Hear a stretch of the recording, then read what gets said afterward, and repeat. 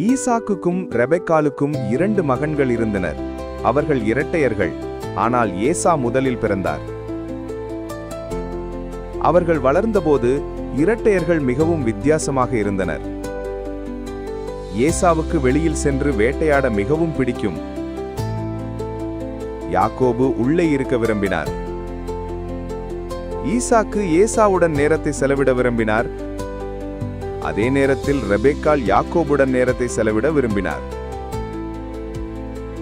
ஈசாக்கு வயதான போது ஏசாவுக்கு எல்லா ஆசீர்வாதங்களும் கிடைக்க வேண்டும் என்று அவர் விரும்பினார்.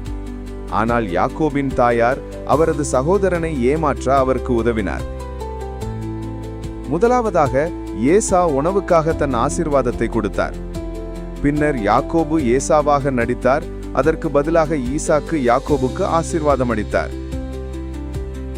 ஏசா மிகவும் கோபமடைந்ததால் யாக்கோபு ஓடிப்போக வேண்டியிருந்தது. வெளியே இருந்தபோது யாக்கோபு ராகேல் என்ற பெண்ணை சந்தித்து அவளை காதலித்தார்.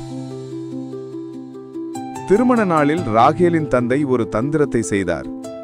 ராகேலுக்கு லேயா என்ற ஒரு சகோதரி இருந்தாள். அவள் முகத்தில் ஒரு முக்காடு வைத்திருந்தாள். அவள் ஒரே மாதிரியாக இருந்தாள். தவறான சகோதரியான லேயாவை திருமணம் செய்து கொள்ளும்படி யாக்கோபு ஏமாற்றப்பட்டார். யாக்கோபு சோகமாக இருந்தார். ஆனால் அவர் ராகேலையும் திருமணம் செய்து கொள்ள கடினமாக உழைப்பதாக உறுதியளித்தார். யாக்கோபு ராகேலை மணந்து பல குழந்தைகளை பெற்றெடுத்தார். அவர் பல ஆண்டுகளாக வேலை செய்தார். ஆனால் விரைவில் தனது சொந்த ஊருக்கு திரும்ப விரும்பினார். திரும்பி வரும் வழியில் தேவன் யாக்கோபுக்கு இஸ்ராயேல் என்ற புதிய பெயரை கொடுத்தார். யாக்கோபு இறுதியாக ஏசாவை மீண்டும் சந்தித்தபோது ஏசாவுக்கு இனி கோபமில்லை என்பதைக் கண்டு ஆச்சரியப்பட்டார். மாறாக சகோதரர்கள் மீண்டும் இணைந்தனர்.